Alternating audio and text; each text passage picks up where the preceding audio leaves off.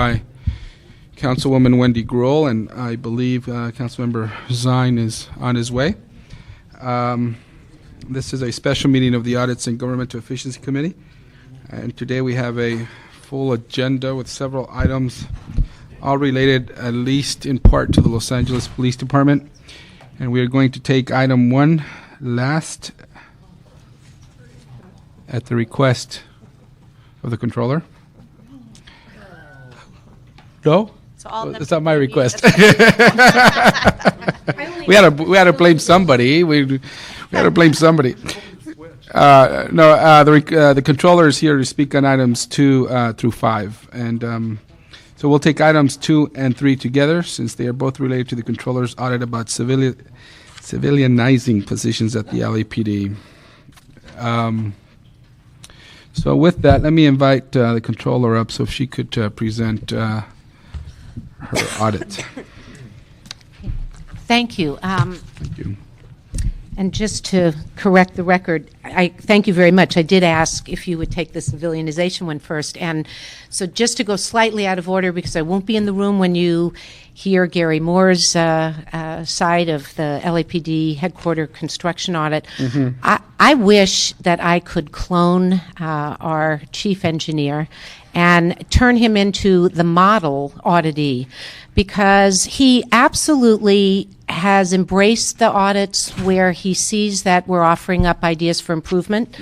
And anyway, he's just stellar, so I had to say that. You can do more audits of him. He'd be happy to have Well, we have done probably about 3 in rapid succession on construction projects, but by the time we're done and he's done grabbing, I mean, we're going to talk as close to perfection as you can get. And I want to clone him because he's so enthusiastic about all the projects he's doing. So he's okay, welcome, Controller. Thank you. And I actually am going to keep my comments only on the civilianization audit. I think the fleet audits, when you undertake them a little bit later, really speak for themselves and are very clear and logical, and the auditors are all here. But, I do get tired of hearing myself say that sometimes for 16 years I've been watching something. Well, there's no question that the city of LA is one of the most under-policed big cities, or if not the most under-policed. There's no question we're making important strides in hiring more and new officers. But, council members, I've watched 3 mayors in rapid succession try to get to the magic promised hiring number and to deliver the LAPD that this city needs and deserves. And I just want to say what I've been saying for 16 years. It doesn't begin and end with hiring the magic number of officers. That it's also about a crime lab that we need to staff. It's about hiring civilian support staff to back up police officers and what they're doing out in the field. And it's also about finding 21st century cost-efficient ways to police this city. I think you're all aware that LAPD's expenditures last fiscal year were a bit over $2.1 billion and growing. And then if you talk about adding the crime lab and the civilians and all the other things the department needs, it's a pretty awesome task you're faced with to think about what is LAPD going to, what is it going to cost to support the department that this city needs. Now that's the lead-in for this audit that's before you. Chief Bratton and the mayor asked me to do this audit because there's an acceptance that we have to come up with cost-efficient ways to police the city. What this audit lays out, we asked the auditors to not only do the report they were asked to do, but we asked them to put in a phased implementation plan because we knew what a mountainous task this was. So I just want to make a pitch to you that instead of dealing with this audit in the way it's been dealt with, which is, golly gee, we'd love to do this, but the council is never going to give the police department the money it needs to continue hiring all the new officers and do this at the same time. And I'm not sure how you can do that either with the challenges we're faced with in our budget. But let me just throw out kind of a teaser thought. If the end goal is to get more police officers out on our streets and in our neighborhoods, isn't it a faster and more cost-efficient way to do it to just hire 50 or so less added new additional officers and put that money into phase 1 of the civilianization plan, which would hire maybe 50 civilians to replace 50 already trained, talented, experienced officers who can walk out on the streets tomorrow. And I'll add one other point. It's not only that it would get us more officers faster and cheaper. Part of the challenge facing LAPD is to become a more businesslike organization. And I would argue with you that some of these positions, the over 500 that we identified, and I agree, some are filled with off-duty, permanent off-duty. We leave those alone. You mean light duty? Light duty, I'm sorry, permanent light duty and injured officers. But if you start replacing some of these positions with civilians, I will guarantee you that part of what you're going to get is the skill set that this department needs to better run its business operations. Law enforcement officers are expert at making our city safe. They are not necessarily expert at running a business, cost-efficient police organization. So that's my pitch. Everything else in the audit can be explained by the auditors. And Yeah. Now, Controller, are you going to speak on the other items as well? Or I was not planning to. I felt that the fleet audits were eminently clear. My auditors are here to answer questions. But I think, I made the pitch on the fleet audit. I'm not sure I have too much more to say. Now, on this item, on item number 2 and 3, if my colleagues have any questions, and then I'm going to invite the controller, and then I will invite the LAPD up for a response. Okay. And my audit, the outside consultants who did a fabulous job on this are here as well. Okay, Ms. Gruhl, and then Mr. Zine. Let ladies go first. Yeah, absolutely. Thank you. Ladies go first. We are gentlemen. So, as I recall in reading the full audit when it came out, which was several months ago, but the full audit, you had phase 1. You had a couple phases of going that you recommended as part of that. Now, one of the items that I read the department responded to, or others, was the difficulty because the classes were all the same citywide, and that they were having high turnover from some of those positions. Did that ever, in your discussion, look at ways in which we could change that? I mean, you mean on the civilian positions? On the civilian positions. You want to come up? Because I'm not remembering, and I certainly know over the last 16 years the obstacles LAPD has had in attracting, hiring, and retraining civilians. But yeah, I think they had something that one of the challenges was recruiting and retaining civilian employees when other departments compete for the same pool of civilians. That is correct. And you might say your name for the. Excuse me. My name is Nicholas Conway. I'm the principal with Arroyo Associates, which was this contract audit for this engagement. As part of our study effort, we did identify that one of the challenges confronting the department is the fact that many of the individuals are in classes that are citywide classes, and that as there is turnover in citywide, it also impacts this department because people tend to migrate or go to other either higher paying jobs or other jobs in other city departments which don't have the issues associated with sworn versus non-sworn and the career opportunities that may exist in other city departments. Yeah, and the morale issues. And were there recommendations with the personnel department on how to, whether it meant creating a separate class, right. or I mean, I think one of the issues was they were 24/7 jobs, and right, and try to look at the classification system. Well, there's several things on that front. A is to address the whole issue of civilianization as a workforce issue inside the department and create a more an opportunity that provides for not only promotion within the department for civilionization, for civilian positions, but also development and career enhancement. That really is limited at this point, and that's why often people in these classes will go to other opportunities in other city departments because they see it as a long-term career advancement. That impacts this department, and it impacts it rather directly and immediately because they tend to leave this department rather than come to it. And that directly ties due to their classification and their non-sworn status. We've recommended that certain classes be tailored so that there is an opportunity to reflect the unique qualifications experience to hold these positions, but also, and probably far more important, is the department address the whole issue of civilian workforce within this department in a manner similar to how they approach their sworn personnel, with career advancement training, opportunities for advancement. And so a person who is looking to work for the police department in Los Angeles sees a career opportunity as well as a career advancement for them at all levels without having to leave the department. Josiah? Thank you. I spent 40 years with the police department, still a member of the Reserve Corps, so I'm pretty familiar with the operations, and I want to commend our controller, my good friend Laura Chick, for this audit. One of the concerns I have, you mentioned $2.1 billion. Expenditures. That does not include the liability that the city faces, You're right. such as MacArthur Park, which You're right. today was over $12 million. You're right.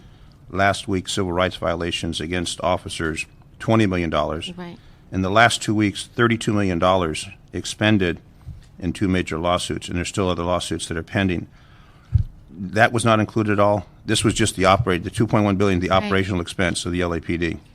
No, you're right. Well, when I you look didn't at- include the liability issues. When we look at the liability factor, It's more- what I see on the executive session, and I know from your experience on the council as a council member, there doesn't seem to be any accountability with that. We write these checks, we pay these bills, and the police department gets money for equipment, personnel, the trash tax fee that's supposed to go in for the police department. Your audit on that showed it's not all going for the hiring of police officers. So I think that if we expanded that out, that $2.1 billion Yeah. would be a higher level if you include the liability, and there doesn't seem to be any accountability for the liability. The one that was held in council today was MacArthur Park, and over $12 million, and there's still other cases pending. And then what troubles me is last week it was $20 million on civil rights violations against personnel. But again, there's no liability or responsibility. It's just that comes out of this pond, and the other pond is the $2.1 billion out of the $7 billion to budget, and it just keeps on growing. moving down worse and worse. And where's that accountability on that aspect? The other issue is with civilians, there's PSRs, police service representatives. As I understand, they're supposed to staff the area desks. If you go to any area police station, and now I think we have 21 police stations. Not there. If you go to any of those desks, and Gary Lee Moore did a nice job building those stations, Olympic and Topanga and Mission, et cetera, you're going to find sworn police officers working those desks. Those are supposed to be civilian spots. And those are normally young, aggressive officers that are put there because, for whatever reason, they don't have the PSRs. When it comes to the business-like practice, and I understand we were 650 civilians behind the police department, if not more.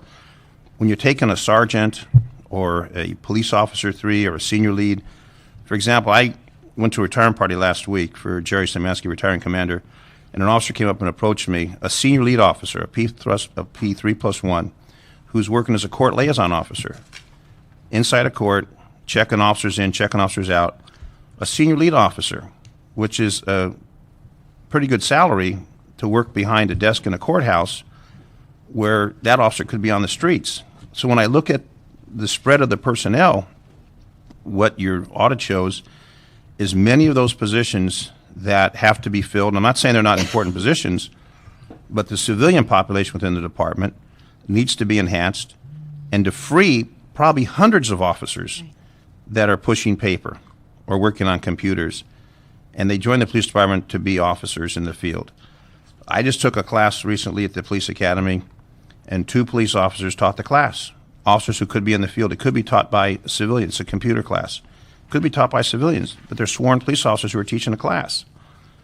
So, It's a pretty expensive way to run the department. well, and I'm not going to criticize Chief Bratton because crime's down and we want to respect that, but at the same time, when we're looking at the deployment of personnel and the limited resources and facing a $400+ million deficit, I have some real concerns about what we're doing with the resources we have.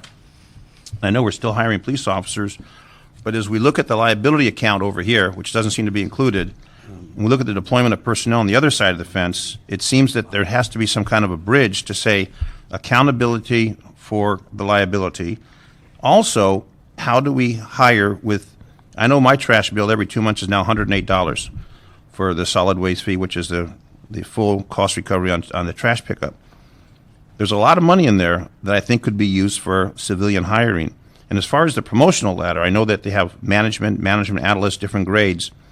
When it comes to police officer, sergeant, detective, lieutenant, up that ladder for promotion, and maybe we need to, with personnel department, analyze how we can make it a career path. Because there's many civilians in the police department who are very dedicated civilians. The other thing I see happening is with the DROP program, Deferred Officer Retirement Program for police officers, they'll retire with their pension, with the drop, and then come back in a civilian capacity, which are veteran officers that we have, and we encourage them to hire back. Some do, some don't. But I think that your focus on the business-like practice really needs to be enhanced. But there's plenty of people out there, especially with the economy as it is, who are retired police officers who could probably come back in a civilian capacity. They got their pension, they got their benefits, and it gives them something to do. I know personnel department hires them back for background investigators. Most of the background investigators are retired police officers from LAPD and other jurisdictions. But I think somehow we need to reflect on, at least the last 2 weeks, $32 million in liability, which doesn't include all the other cases or those that are pending, and not just MacArthur Park or not just some of the other notorious cases that we've dealt with, but some of this emphasis on hiring civilians for those positions that the department says are critical, and I'm not going to dispute they're critical, but free up the desk officers. And if you've got all these desk officers 24 hours a day staffing, there could be additional cars in the field.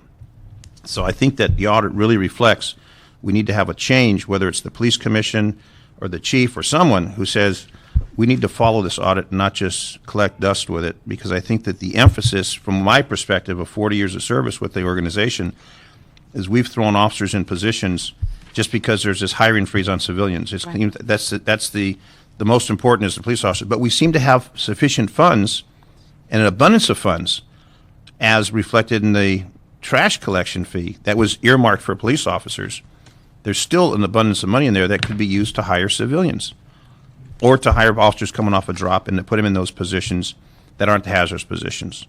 So I commend you on that audit, and I think that that pathway for a career, which has many dedicated civilian employees, needs to be enhanced, and maybe through the personnel department we can work on that process. I know that with DNA, we're hiring more chemists for the DNA process because it became a headline story. But we need to do this before it becomes a headline story. We need to look at your audit and say, do something now until the next audit comes out, which reflects that $3.1 billion and multiple millions in liability. So I think it's great, but I think there's much to be done with the groundwork that you laid for us, personnel department and the police department, to roll their sleeves up and say, let's do something with it, because it's definitely been something that's been overlooked for a long, long time. So again, congratulations for that. Thank you. Ms.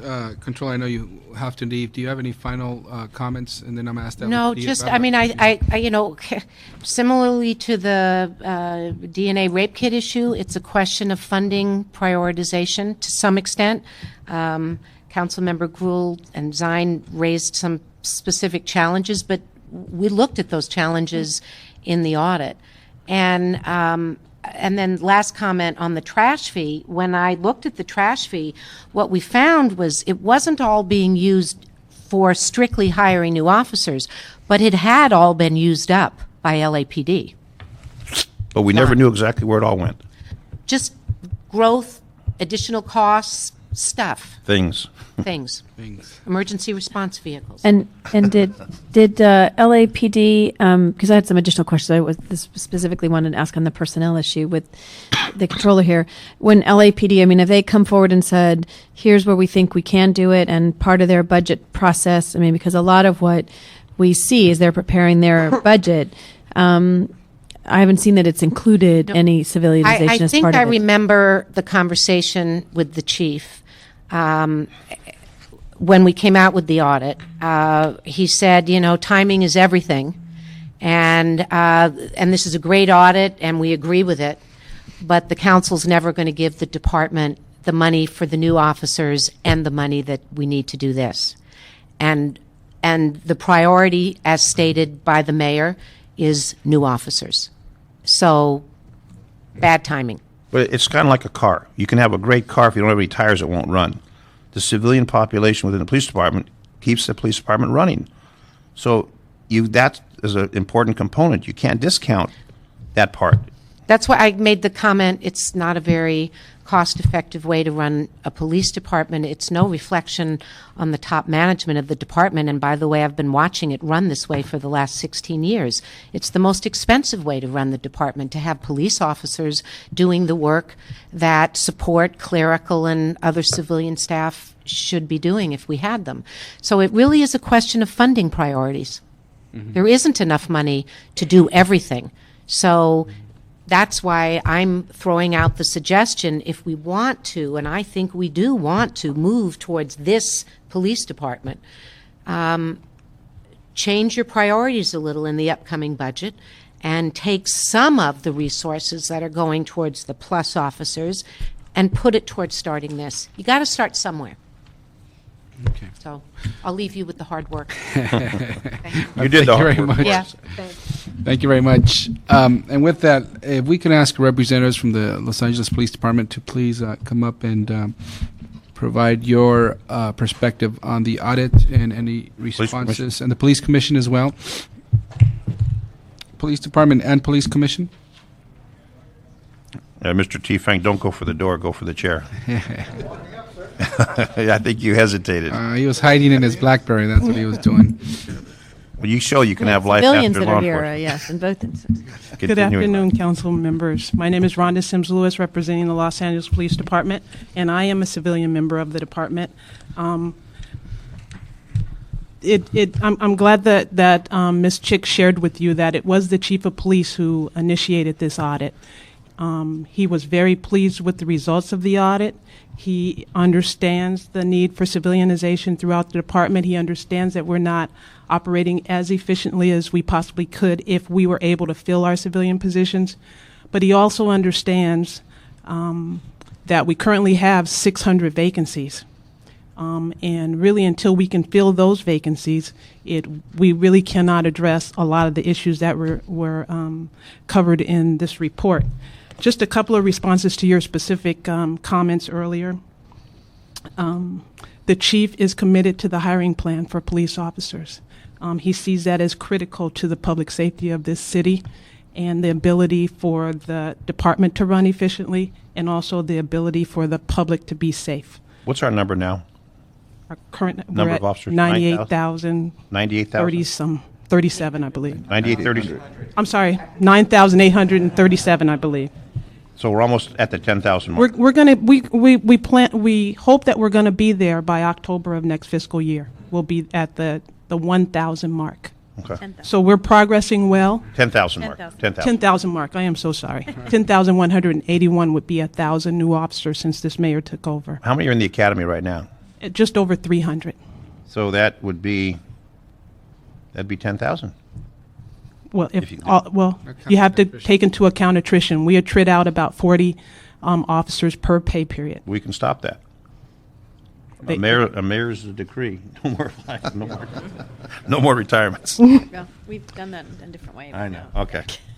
So he completely understands that, but he's committed to the police officer hiring plan. One issue that we did have with the report is that the Los Angeles Police Department doesn't have the ability to maintain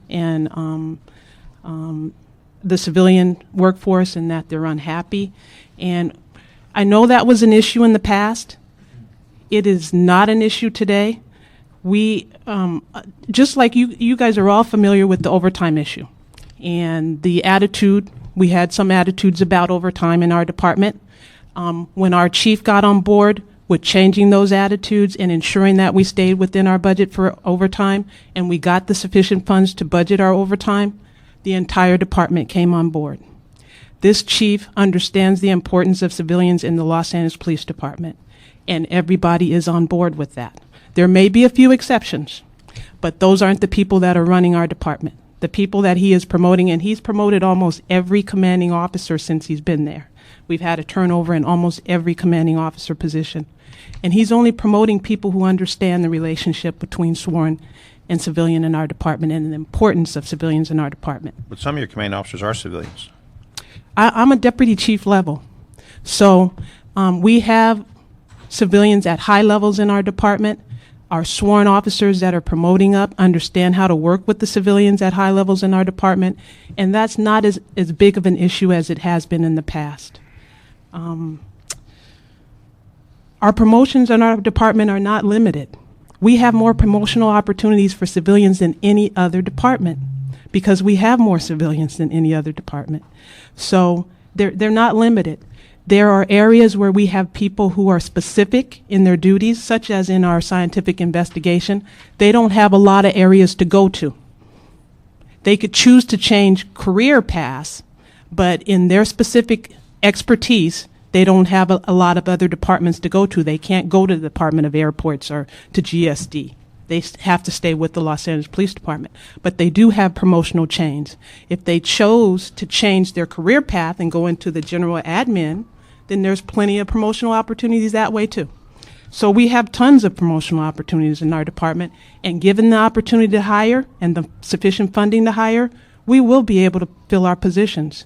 In the not too distant past, in 2005-06, when we had sufficient funding, we filled over 500 positions that year. So we won't have that problem. There are other areas in our department where we have 24/7 operations, such in our records and identification area. We do have some issues with keeping those positions filled because a lot of people don't like to work at 2 o'clock in the morning. But in general, we have no problems with filling our positions. In the past, we have had a full service career development section in our training division for civilians. Of course, that was cut in prior budgets. We had to cut that operation because we were losing too many civilians.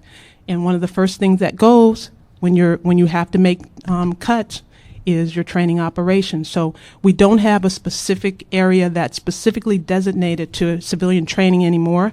However, it's been integrated into our regular training division. And also civilians, because they are promoting to higher levels in the department, are integrated into the command development schools and all the schools that the sworn are going to. PSRs. Over the years, we've had freezes that affected PSRs. Currently, we appreciate the Managed Hiring Committee understanding that we really cannot freeze that class. We are able to fill that class. We fill it in classes of about 25 to 30 PSRs at a time. We've already had one class this year. We're going to have at least 2 more probably classes this year. Have the PSR turnover reduced with the new facilities that they have? Have they what, I'm sorry? The facilities, the communication center? No, we cannot place them out in the areas at this time. We have well over 150 PSR positions that are vacant out in the areas. The agreement has been that we fill that communications floor and keep the 911 response times down to the minimal level before we allow any PSRs to go out into the field. And we have not been successful in keeping those positions filled because of the various freezes that have gone down. So we're getting very close. We have about 30 vacancies. We have a class of 28 that we're going to start in March, and we'll do another class to ensure that we have a little buffer. If we are able to keep hiring at those numbers, we should be able to look at allowing some of the PSRs to leave the floor and go out to the areas. It's going to be an incremental effort, though. We have senior lead officers in the courts right now because we wanted to put on a full court effort to reduce our overtime. And that's why we put supervisors out in those courts, to kick those officers out of those courts when their cases get dismissed in a timely manner so they're not just sitting around banking up overtime on our dime. So that's why we put supervisors out there, and it is working. As you know, we were able to save $6.7 million in our sworn overtime account this year, which we returned to the city when the mayor asked us to do our 1% cut. So that's why those supervisors are there. Well, senior lead, I don't see you as a supervisor. Well, they're lead people who help us to move those officers in and out of that court as soon as we possibly can. And a civilian couldn't do that? We're talking about sworn. I understand that. But a person who's in court on behalf of the police department directs, we have civilians running the jail. They don't seem to have a problem dealing with the officers. Well, we can look at that, but realistically at this time, for us to and that goes to the whole theory of the audit, for us to put civilians in positions where we know we're going to have some turnover and not be able to fill is just not wise for us to do right now. So how many senior leads are assigned to court liaison? I can't tell you the exact number, but I can find out for you. Because each one of those senior lead officers could be working the field and basic cars or something other than that. I don't see why a civilian can't manage, because you're talking about something in court, and they take the overtime slip, they get it stamped, and they go back to their division. They're not being ordered around. They're taking it in, they get it stamped. If it was operating that efficiently, I think we would have been doing better on our court overtime a lot sooner, but it wasn't. We really needed to address that seriously. Did you have civilians before, or just no one over there? No, we didn't have. We had sworn over there, but not supervisors. So we've started to put supervisors to direct those people in and out of that court in a timely manner, and we've been able to save money. But that's the case all over the department, in many areas of the department. Our sworn our entire department actually is very apprehensive about committing operations to civilians that they know if that civilian decides to leave, they can't replace them. So we have had to put sworn officers in a lot of those positions throughout the department. Because you're fearful you won't be able to replace them? Because of the various hiring freezes we've been over the past 8 years. There's been on and off hiring freezes. There hasn't been a hiring freeze in the last few years. Yeah, but if the department came to us and said, we want to take these people off and put civilians in them, and will you fill those positions? That question's never come to us. Oh, yes. In last year's budget, we gave you that specific proposal for our audit division, Incurred, and it was rejected. But you're saying in other times. I mean, I get that was last year's budget. I understand that in last year's budget, but what you're saying is in other instances you have not done it because you were afraid you wouldn't get it. Was last year the only year you asked that for that? No, we've been in and out of hiring freeze since 2000. I know we've had hiring freezes, but there's a process whereby you get exempted from that and there are backfill.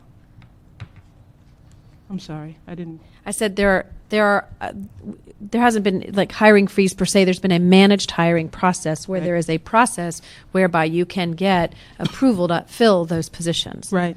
All I'm saying is that it has never, and I don't recall necessarily last year's for that particular unit, but from a policy perspective, there's never been somewhere that comes to us that the department has come to us overall and said we could hire these many civilians and we believe we can, but what we wouldn't, and we think this funding makes sense if you would allow us to fill those positions and backfill in that. I don't remember any time on the budget committee that has been something that has come forward to us in a overall policy. And I understand what you're saying. I think our major focus has been trying to fill the vacancies we have, not adding additional civilian vacancies to our budget. If the chief feels secure that he can fill the vacancies that he has, and in the future he can add more civilianization to his department and would be able to backfill those positions if he loses them, he would be more than willing to go down the civilianization road. And we have in the past, since 1961 in the audit. 61? They've civilianized over 1,250 positions throughout the department. That was documented in the audit. So it's not that the department's not willing to go down this road. It's just we can't even get the vacancies we have currently filled, not even to mention any additional ones that we would ask for to be civilianized. Are those vacancies funded? No, they are not funded. Okay. So $2.1 billion is not enough to run the police department, is what you're saying? If we are going to be allowed to fill our vacancies, we will need additional funding, yes. How much more? We are asking to be able to fill 350 of our 700 anticipated vacancies at the end of this year. Sworn or civilian? Civilian. And we are asking for I believe it's $6.8 million. And why can't we use some of the trash fee money for that? That would not be a question that I could address because we don't determine our funding sources. Lots more questions than answers today. So I think, and what I understand, my staff give me a note, that the proposal that you put forward to the mayor's office did not get to the city council. It was not part of the mayor's budget.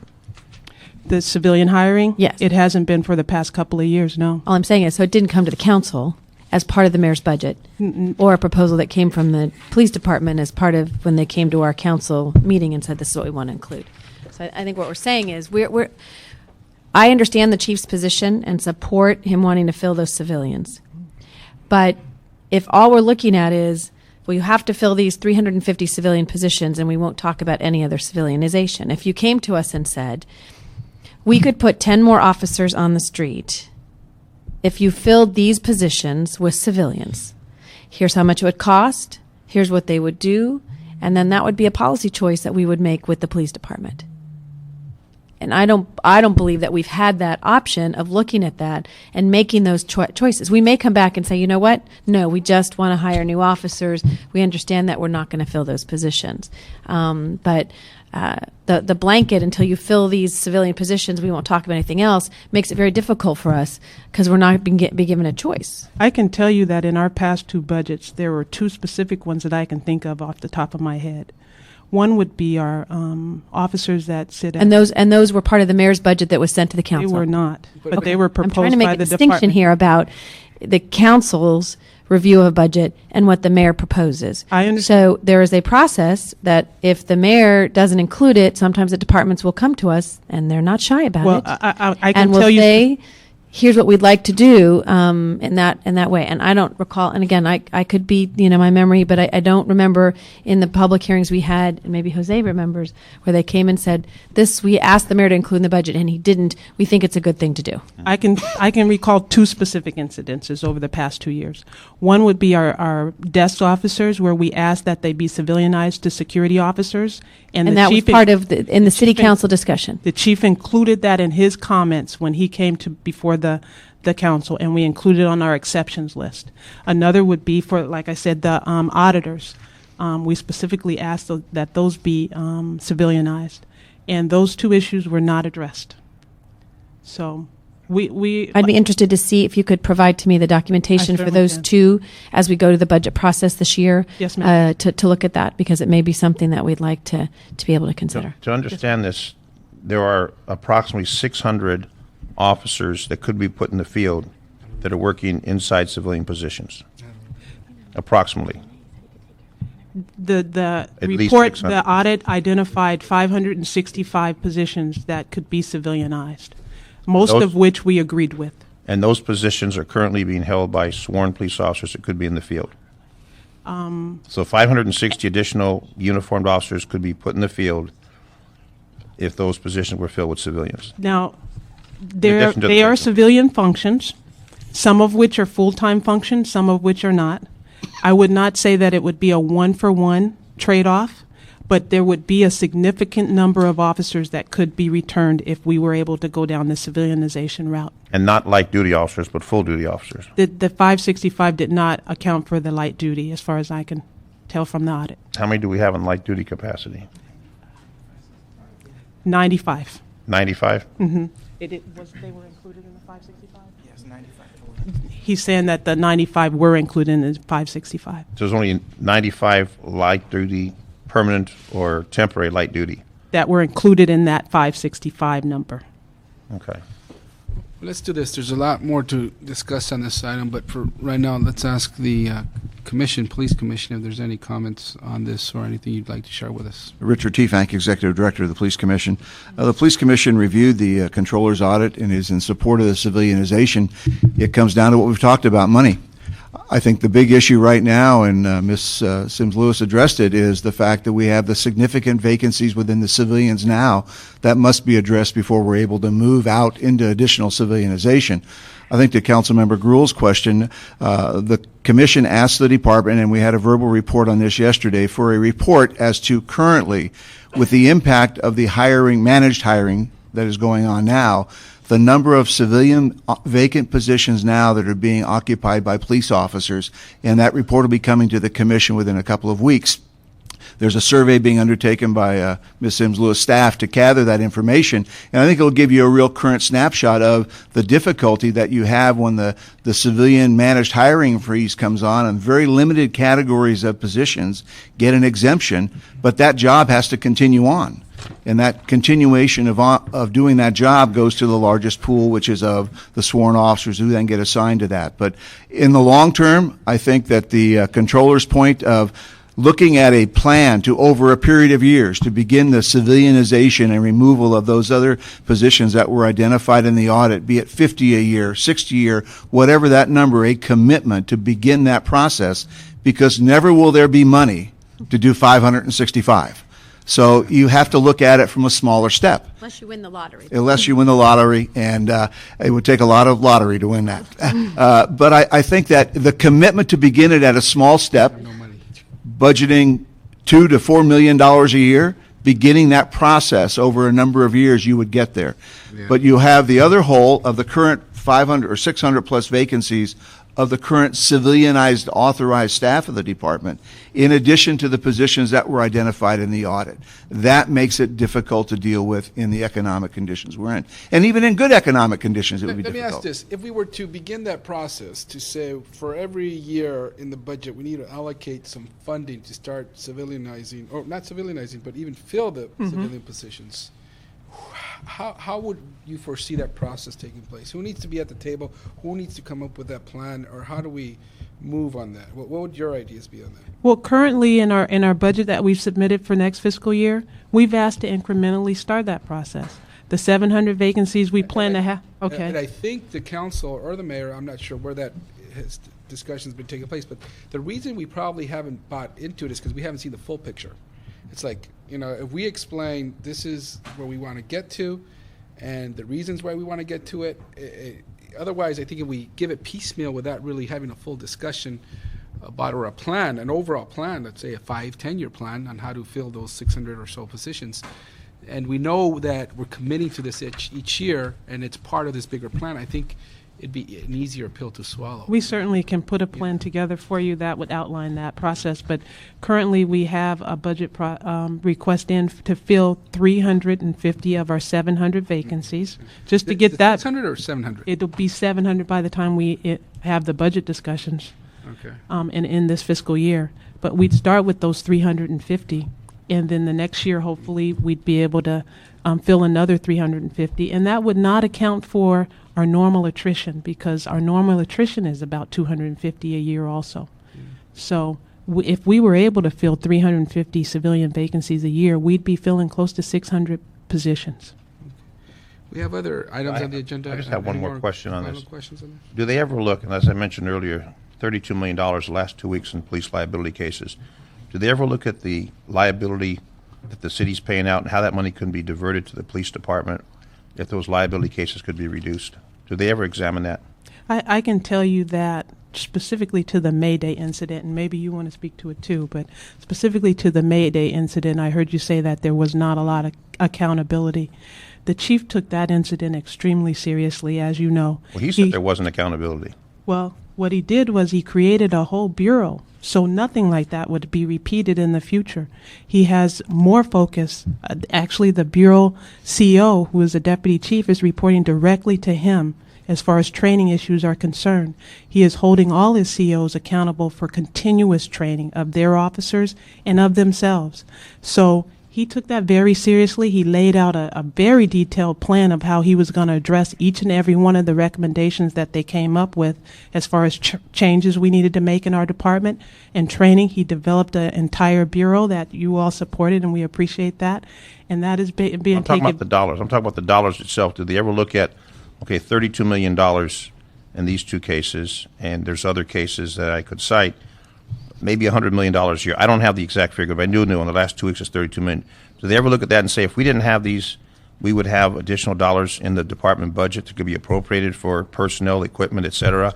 Because there's only so much in the pot, and we're paying those out of the same pot that we're paying the police department, fire department, and everyone else. I think if he was sitting here, he'd tell you that's exactly why he felt so compelled to implement all the recommendations from the May Day report, because he can't go back and take back what happened, but he can make sure that it doesn't happen in the future, and that's what he focuses on. And he focuses on that throughout every operation in the department, ComStat, everything, And do they look to at, prevent those kind of things from happening. and we're talking about money to fund these personnel and programs. Do they take a serious look at how much liability we're paying compared to how much we could get in additional personnel and resources? He has a Not just Mayday, but other. right. No, cases I understand what you're saying. He has Jerry Chaliff. I'm sure you're all familiar with the attorney that works for our department, who is monitoring all those issues and keeping him informed on the liability that the department is incurring. So he takes specific steps to prevent future liability throughout the department. The May Day incident is just one example of how quickly he responds to those issues and ensure that they don't repeat themselves in the future. If I may respond to that from the Commission's perspective, the accountability piece, Councilmember Zine, is certainly very important. But I think you need to start with the prevention, and that becomes in the appropriate training, supervision, and management of officers as they go about doing the difficult job they do. The accountability piece is to the individual officer who commits an act that results in that type of lawsuit. And as a result of MacArthur Park, the chief of police, under his authority within the charter, did impose a level of discipline on a number of officers that will have a various process to go through.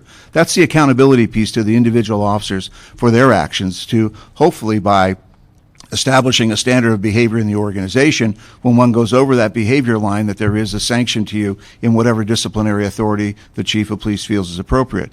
Also, I think on the prevention side, and it gets to the liability piece, as you well know, the Police Commission is very supportive of cameras in every black and white police car in the city of Los Angeles. If you look at equipping the roughly 1,500 cars that we drive around the streets, that's about a $25 million exposure to equip every car. That would certainly pay for itself over a period of time by accurately capturing what occurs in front of that car, off to the side of the car, what you capture on audio. That is purely a risk management tool. And that, to me, is something that the council should surely look at as you look at the managing of the liabilities, managing of the resources to impact liability. Those in-car cameras will do far more than the consent decree requirement dealing with the variety of liabilities that we encounter. I think this council's been on record since at least 2001, when many of us were elected office, pushing for cameras. Right. And of late, they're finally installing them in the cars. Right. The Because first phase funded. I realize that is a major issue in defending the city on liability, because liability seems to be the key. Right. People want to get rich off the taxpayers, and we want to give it to the department and the city employees to do the job. And the first phase is how many cars out of how many total? I think the first phase is all of South Bureau, about 350 cars, if I'm not mistaken. That's an approximate number, sir. Out of a total? Out of a roughly a rolling black and white fleet of about 1,500 cars. Okay. And that phase is going to be up, hopefully, by the end of this quarter of this year. And the future phases are currently in our upcoming budget for funding. they're gonna And the phase city's looking at financing those, the future phases of the in-car video. And the So we'll plans see. to phase the different bureaus each year, or phase them? We one time. believe that we're getting the after-action report on the first phase, and we believe that the next 3 phases will move a lot quicker because the infrastructure is in place. Okay. And did you include in this year's budget, I know we had a conversation recently, civilianization in the budget? We included the ability to fill 350 current vacancies. We did not include anything beyond that. Okay. Okay, well, thank you very much. I would recommend that we continue items number 2 and 3 for 90 days, and request from the department if they could present a plan to this committee on how we can, in future years, fill in the vacant civilian positions, and how much that would cost, and if we incrementally financially support that plan, how much would it cost each year. Secondly, request the LAPD complete audit of positions identified in the controller's report to determine which would be appropriate for civilianization. And lastly, ask LAPD to work with the personnel department and identify the appropriate civil service classifications for the audited positions and, if necessary, develop new civil service classifications for those positions. Now, these last two requests is also recognizing the fact that we probably can't get to them for a while because we have to fill in those vacant positions, but at least we got the full picture and we see what the big forest is before us. Okay? Thank you very much. Thank you. I was going to say forest from the trees, but you know. So that was item 2 and 3. And City Clerk, my apologies. I did not get what they were in the record. Can you read those items, please, so we could know what we just discussed? Otherwise, we're going to have to start all over. Item number 2 was a City Controller report relative to review of increased civilization, Los Angeles Police Department. And item number 3 was a Board of Police Commissioners report in response to motion relative to the status of civilianization project at Los Angeles Police Department. Great. Thank you very much. And so we will, if it's okay, I know there was a request to do 2 through 5 first, but we have item number 1, which our engineer is here. We want him to go out and start building more bridges, so we should get him up now. And well, let's actually. Usually, what happens, the protocol is for the controller, and then we'll take item number 1. Clerk, what is item number 1? Item number 1 is a City Controller report relative to a performance audit of the construction of the Los Angeles Police Headquarters and communication from the Bureau of Engineering in response to the Controller's audit. Thank you. Welcome. Good afternoon. My name is Gino Armstrong. I'm a principal with KPMG, and our firm was hired to do the performance audit of the police headquarters building project. And I've been asked to spend 5 minutes giving the highlight of that report. The scope of the report included 3 basic areas. First of all, an evaluation of the effectiveness of the Bureau's management of the project. Second, included in the audit was a review of the administration of the construction management contract. And third, a review of the architect and engineer's contract for their services. So those were the 3 aspects of the audit.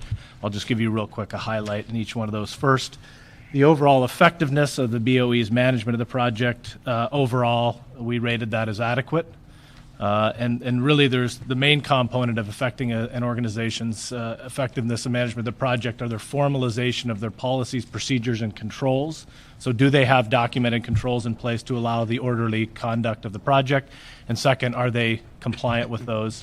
And while we made recommendations in both content as well as adherence to the policies and procedures, generally I would classify the performance as adequate in that area. And that generally speaking also that policies and procedures for organizations like this, it is not uncommon for organizations not to have them in place. So they are in place here. They're regularly reviewed and updated. And I would classify our comments as just ordinary in the course of the development of those controls. The other 2 items of significance in the effectiveness of BOE's management are really 2. The city received 1 bid, 1 general contractor bid for the project, and under the requirements, that bid is a fixed price contract. So there's very little opportunity to be competitive because there was only 1 bid, and second, to ensure that price was appropriate for the project. So it's no reflection on BOE, but the recommendations we had were to provide some additional mechanisms in the case of a single bid that allow there to be some visibility into the cost. And then secondly, also not a reflection on BOE, but the city's limited in the ways that it can deliver construction projects, and we recommend the city look at alternate delivery methodologies that would potentially make the delivery cost and schedule associated with the project more efficient. But again, that's no commentary on BOE. They're following the laws that are prescribed to them. Who do you represent? KPMG. The Controller's Office. Yeah, the Controller's Office hired KPMG. I wonder why you're defending Mr. Moore behind you. I think Ms. Chick said he was near perfection, so I don't know. We're never going to be able to live with him again. Okay. Any questions, Ms. Grohl? I do, actually. Sorry. A couple questions, and it may be even more so for BOE. Okay. I know that, so maybe both of you can sit together there. Well, let's ask the engineer, Mr. Moore, if he has any just general comments and responses, and then we'll ask questions of both. Yeah, let's do that. Good afternoon. Gary Moore, City Engineer with the Bureau of Engineering. I want to thank Controller Chick for her nice comments. I want to also thank Farid Safar and Gino for working together with us on this. There was a lot of back and forth and a lot of input and so forth, and we really look at these audits as an opportunity to see how we can strengthen our organization, and so we have incorporated the audit recommendations and to varying degrees of.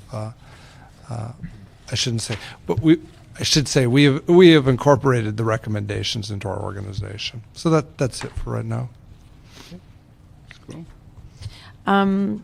So I guess a couple questions on, as you call it, the managed, what do you call it? The manager at risk delivery compensation methodology. Yes. Correct. Which is when you would, because there was a concern at the time that we had only one contractor bid on this, that it didn't allow, and we always hear horror stories of them. That means there's lots of change orders and different things, and is it really lowest bid, and how to manage that.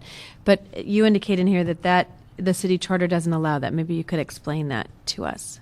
I think, Gary, do you want to? Let me just start by saying that methodology just allows for, generally speaking, again, not considering what laws exist, but the theoretical model that exists allows for the contractor to be hired early on in the project and be more a part of the owner's team, and then the buying out of the services happens in kind of a sequential fashion. Is that like a design build? A little different than a design build, but more would have protected well in this case, where in the environment that we were in, we only received one bid. It would have offered a little bit more protection against that. But again, it's not to my understanding, it's not a mechanism that the city is allowed to use. Because? In consultation with the city attorney's office, Chris Westhoff, general counsel to the Public Works Department, Chris, the city attorney, said that CM at risk is not an option available to us. It is not part of what's allowed by the city charter.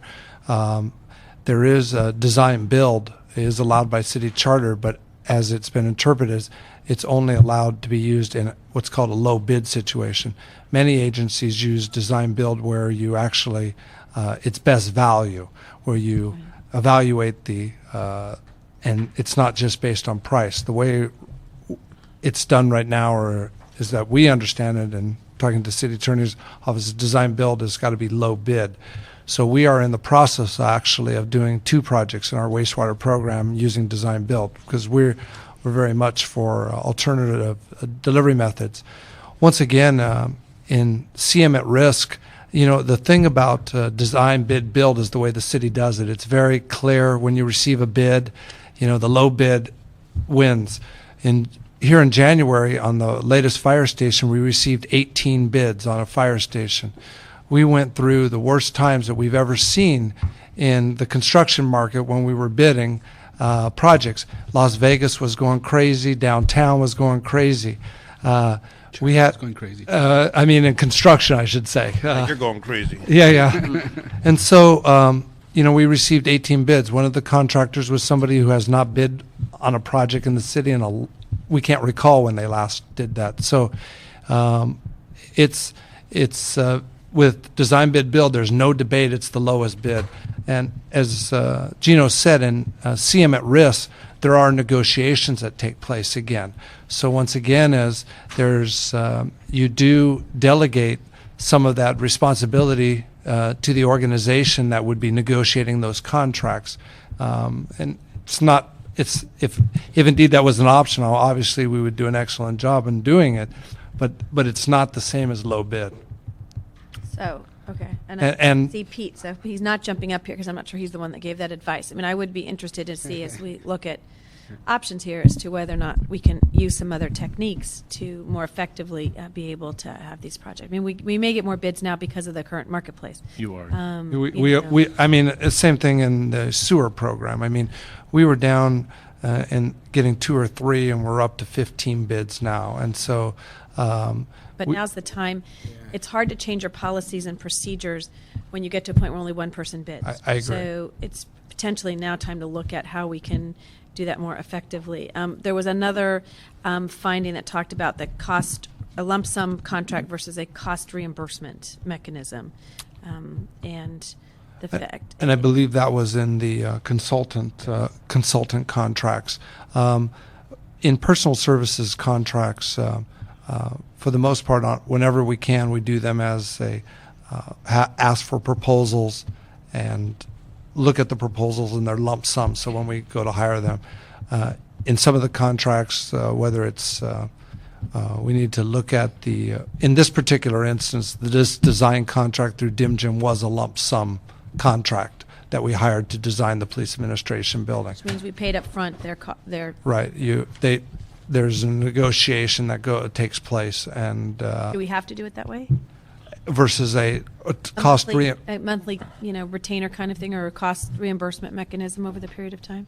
Well, as much as possible, we much prefer to go the lump sum route in a design contract, because what it does is it ensures that we've come up with a clear scope, expectation, we've given it to the design professional, there's competition among the design professionals, and that's our standard practice now. At the time this particular contract was done, cost was not turned in with the design proposals. The consultant, the designer, was selected on their abilities, then a price was negotiated subsequent to that. Our standard practice now is that all the designers turn in their cost along with their qualifications, and we evaluate, and so we know. For instance, yesterday we received proposals on a project, and we got 8 different consultants, and the prices ranged from $750,000 to $1.2 million. These were off of our on-call qualified list, so price will play a large factor since they were all pre-qualified. So if all possible, we always want to get the cost along with their qualifications up front. That was one of the things in the audit that we pointed out for both the construction management contract and the architect engineer contract, is we couldn't independently tell whether the price was right or wrong because of the way it was entered into. And I think the process that Gary described provides more transparency and more competition. Really, when you boil it all down, the more different tools that you have and mechanisms, whether it's design, build, CM at risk, CM not at risk, there's a variety of different strategies and a variety of different ways to pay for those. And the more tools you have in your toolkit, the better you can respond to different situations that are out there in the market. And are we confined by our flexibility to decide what tools we use? Is it mostly in our charter, or is it also dictated by state law? Both, really. Both, right? I guess your charter governs. Here comes the charter, man. Here comes the... So given what we've learned here for future unique and complex projects as this one, right? It's not... Yes, it is very unique. Very unique. And if we ever engage in something, well, we will, but when we engage in something like this again, for us to be prepared, do we have to ask for that flexibility in our charter, or would we have to seek some state relief? No, it would be our charter that Our own governs charter our governs. charter and cases that interpret charter authorities of. So the courts would have something to say about it as well. Essentially, though, since the early 1900s and before that, there's very much a strong bias among not only the courts, but even other entities. If you look at state law, favoring competitive bidding and competitive processes, even when you do a proposal where you take into account qualitative factors besides price, there's still a competitive element to that, a very strong competitive element to that. There is some flexibility. The more unique the project is, the greater the flexibility that's afforded, and the courts recognize where there's a need, and that can be documented. But to get more flexibility in the future and have more tools available to the city, do we need to start proposing some charter amendments now so that we are ready whenever we get into another unique project? In my view, I think we can have those discussions. There's already, however, some flexibility there. For example, the Charter recognizes that design build is a feasible alternative that can be done consistent with competitive bidding. Competitive bidding doesn't apply where you can make the record that the project is of such a nature that but our competitive engineers bidding would get you the result. We couldn't do CM at risk. CM at risk. That we couldn't do CM at risk.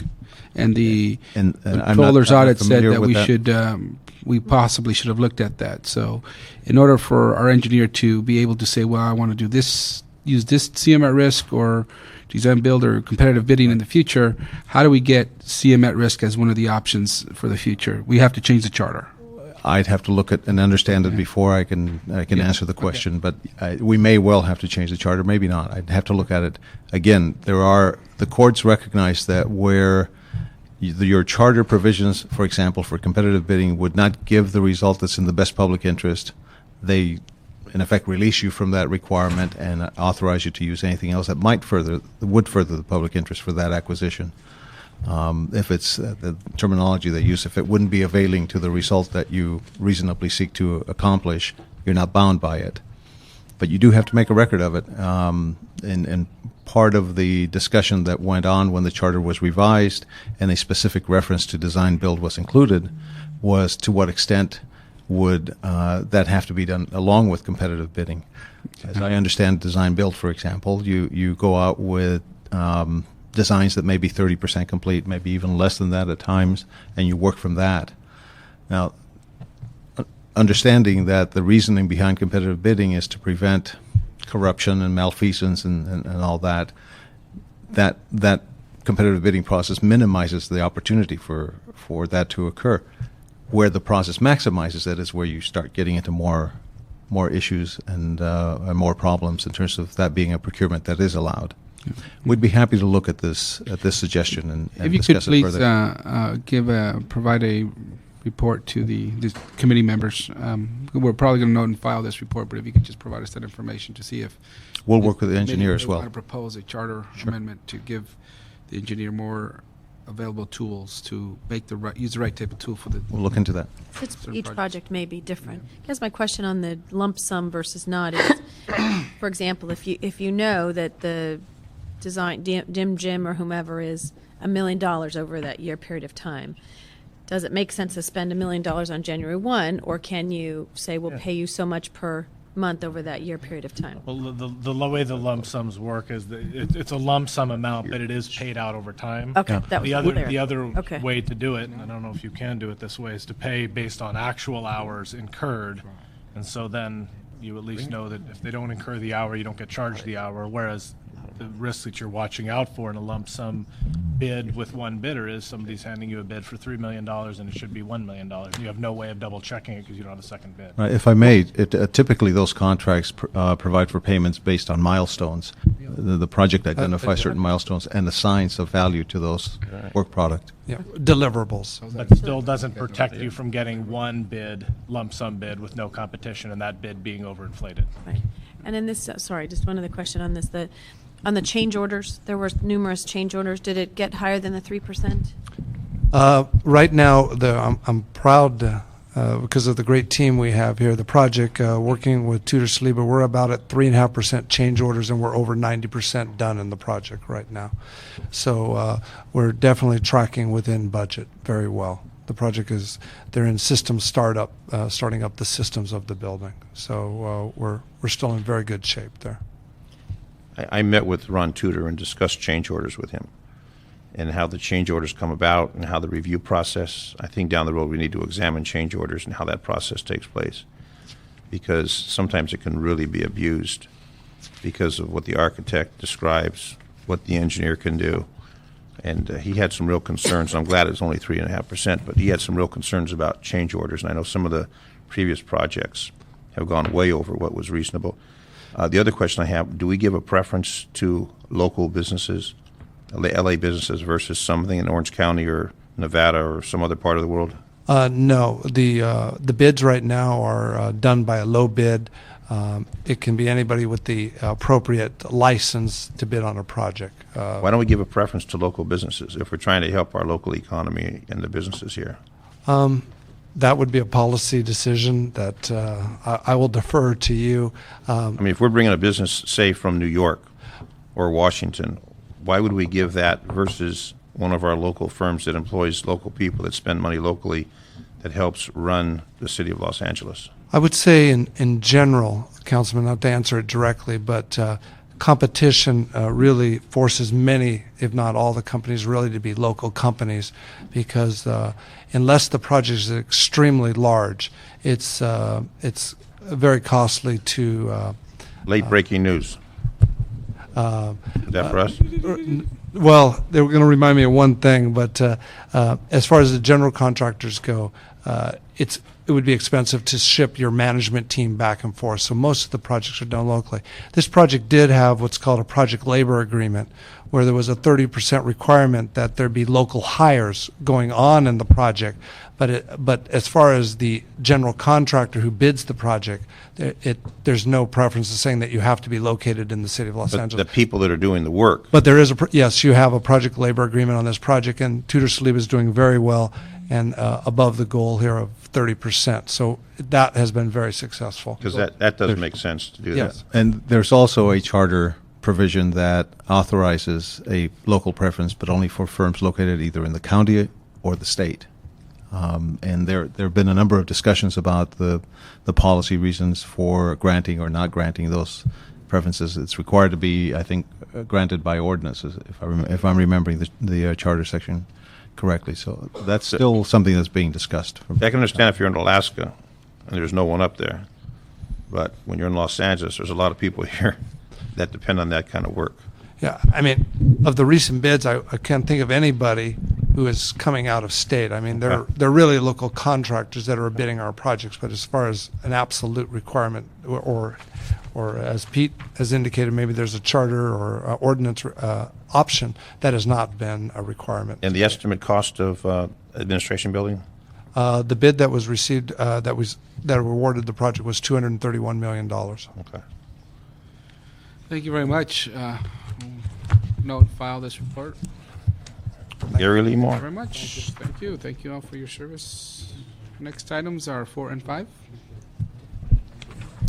Item number 4 is the City Controller Report relative to the audit on the city's home garage vehicles. And item number 5 is the Controller Report relative to an audit on the city passenger vehicles and fuel usage. Controller.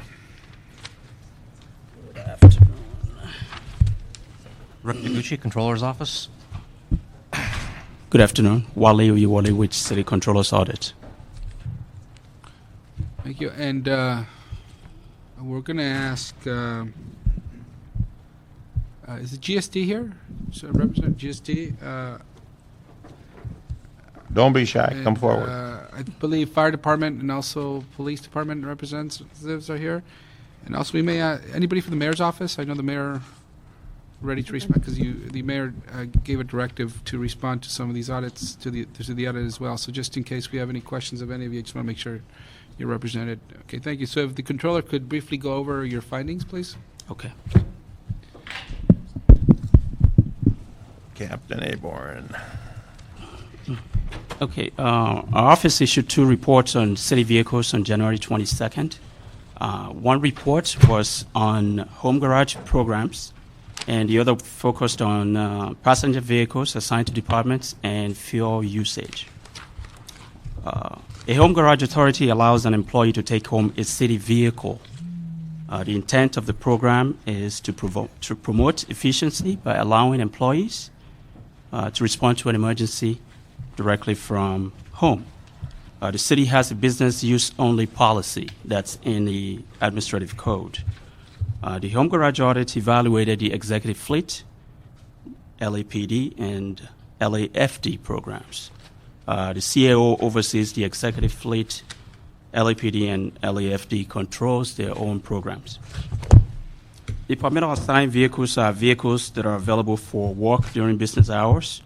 Our audit focused on sedans and light trucks because these are the vehicles that we believe are most susceptible to abuse.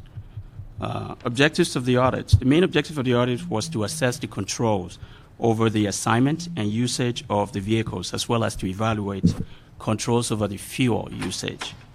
The audits did not include the proprietary departments, who also maintain their own fleet and their own home garage programs. For the home garage programs, we also evaluated the cost of each program in order to determine whether there's a potential for savings by reimbursing employees for mileage. As of the time of our audit, a total of 1,131 vehicles with original purchase cost of approximately $27 million are assigned for home garage within the 3 programs, with LAPD having 786 of, or approximately 70% of the total. For Department of Vehicles, there was a total of 2,064 vehicles that falls under our scope. We perform field work at 6 departments for the Department of Assigned Vehicles, GSD, Sanitation, Street Services, ITA, Recreation and Parks, and the Zoo. These 6 departments account for approximately 83% of the total number of the vehicles, and we also evaluated the motor pool that's operated by the GSD. I'll just briefly go over the findings for these 2 audits.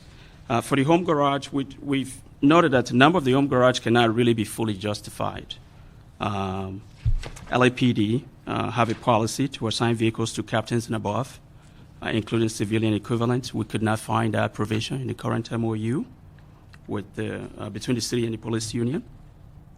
For vehicles assigned to lieutenants and below, LAPD has an established policy of at least 10 calls a year. You have to get 10 calls a year before for you to receive and maintain your vehicle. We find that that requirement is now being monitored.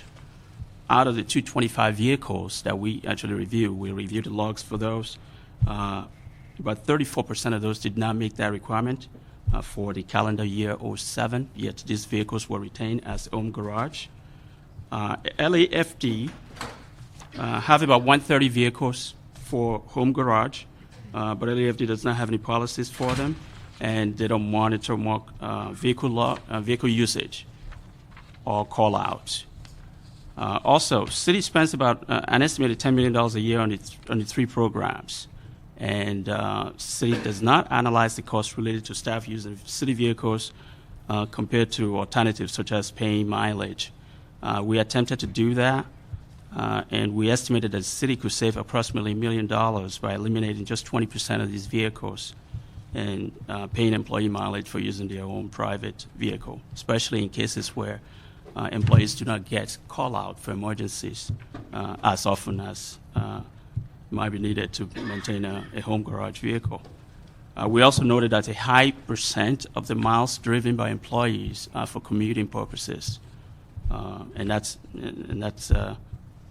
what we estimated based on percent of the miles that might be for city business. It might be wise for city to pay mileage in some situations. We also noted that 11 employees at Sanitation and ITA have assigned home garage vehicles, but they weren't really properly approved by the CAO. We also noted that the insurance policy that employees are required to maintain on the home garage vehicles, the type of it is not really clear to many employees. And none of the 40 policies that we had reviewed had coverage for city vehicles. And the intent was really to have them cover city vehicles so that if they have any accidents during personal use of the vehicle, the city will be covered. So that policy may need to be clarified further. We also noted that many employees may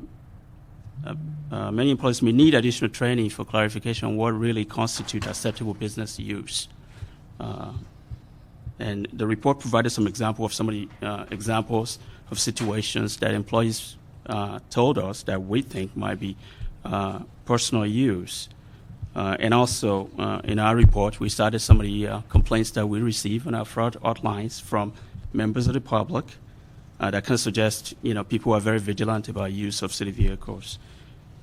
So the policy regarding appropriate business use may need to be clarified. In terms of the Department of Vehicles, those are the vehicles at the department. Those are the ones that I use during the day for work. We noted departments do not perform periodic needs assessment. Many departments are currently working with the GSD now in response to the mayor's request to cut down the 5% reduction. That's ongoing, but we feel that just a need to actually look at the department's operation from time to time and look at how many vehicles do you actually need. And just because they've always have a certain number of vehicles doesn't necessarily mean that they continue to need that number. And a periodic needs assessment will help in that area. We also know that the department do not adequately monitor the use of the cars. There's no consistency with respect to requiring vehicle logs and actually logging out where these sedans and light trucks are driven to during the day. And we also noted that a vendor, a former auctioneer for the city, still holds about $2.1 million in proceeds from past auctions. I believe GSD is working with the city attorney to collect that money now.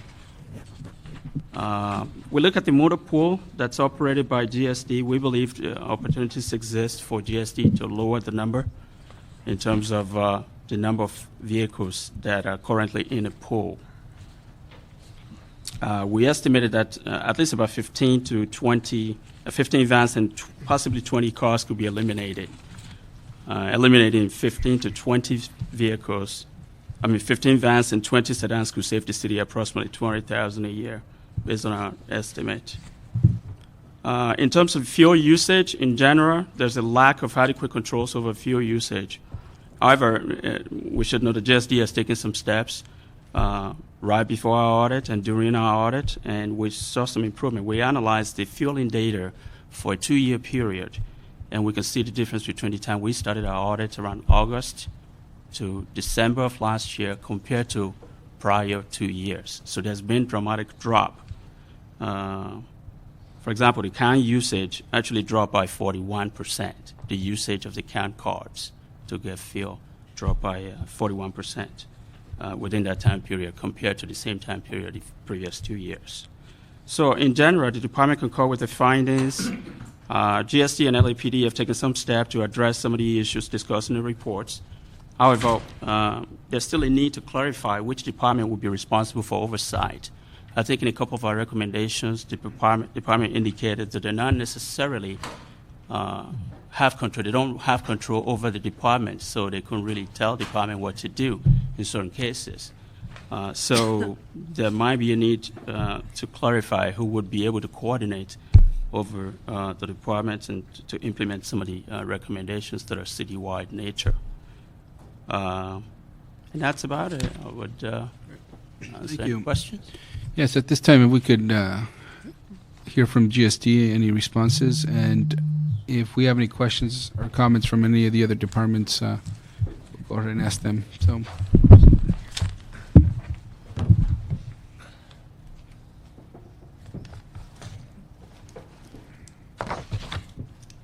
Angela Sherrick, Department of General Services. The department received the audits on January 22nd. So we believe that we haven't had sufficient time to review the audits and actually come up with comprehensive responses to them. We've had the audits for about 2 weeks. Yeah. The due back date that we originally got was February 20th, and we anticipated actually responding back to this committee around that time. So at this point, the department hasn't really had time to review and come up with comprehensive responses, which we would like to do. Yeah, and has this been scheduled for ITGS, Mr. Cardenas committee? Not that I know of, not as yet. He hasn't been, okay. Yeah, because the motion I introduced that had some specific policy changes, I think, got referred, unfortunately, to ITGS before it came to this committee. Well, we'll continue this item, and we'll coordinate with GSD and the Controller's Office to schedule it at the appropriate time. Yeah. But what we will do at this time is, if my colleagues have any questions, any immediate questions, or perhaps something they would like to see in the report backs. And also, I am interested in hearing from the mayor's office, because I know there was a directive given, and I want to, it's the public, and we're all aware of what actions are being taken, at least from the directive that was given from the mayor's office. Is the position similar to GSD's position of fire and police as well, as far as being able to respond, or you feel you can respond today? Okay. Or you can respond today, okay. Yes, sir. Yeah, that's right. And who said yes, sir? She said yes, ma'am, first, and then yes, sir. Captain. So, she was being, getting us both on that. So, yeah, and then the mayor's office, because some of the things that we introduced was looking at the fuel cards and so forth, which I know he was. I was under the assumption, maybe the mayor's office, that we didn't have fuel cards anymore. So Voyager's still around. I know, but I thought we had returned them all. I don't. Maybe you did. I think I've never. Some vehicles still have fuel cards. Okay, but was there something that went out a few years ago that said not to have fuel cards? No, not to my knowledge. What we instructed the department to do was to working with. And who are you? Ben Sahel at the mayor's office. Thank you. Thank you. What we instructed the department to do was to review all of those Voyager cards and who those Voyager cards are assigned to, and basically send them back into general services. And then we know there's going to be some exceptions where, in particular for general services, they gave us a few exceptions that they would like us to consider.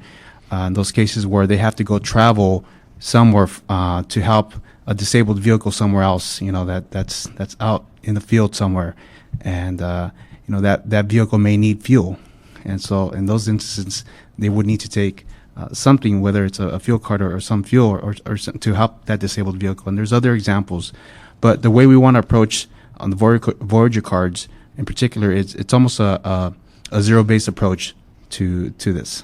On this particular example, it's a prime example to do a zero-based approach here, where we say, unless you give us a justification for having a card, you're not going to get one.